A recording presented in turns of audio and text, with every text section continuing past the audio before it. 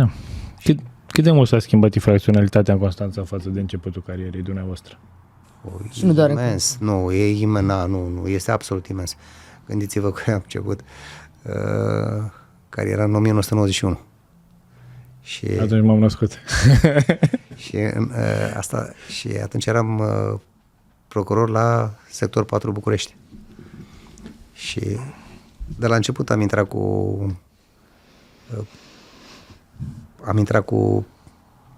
mai cu viteză în muncă. Mi-aduc aminte, era un decretul lege 3 pe 90 în care Iliescu ordonase, se ocupau apartamentele acelea din fondul locativ de stat făcute de Ceaușescu, Da. Bulevardul Victoriei Socialismului, noi spuneam asupra noastră, din lângă Piața Unirii, Da. blocurile alea atunci deosebite.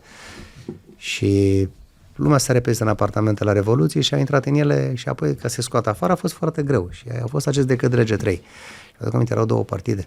Partidulețe. Partidul pentru cinstirea eroilor Revoluției, Salvare Națională și nu Partidul Umanitar al Păcii. Erau ocupate. Și polițiștii erau foarte timorați atunci.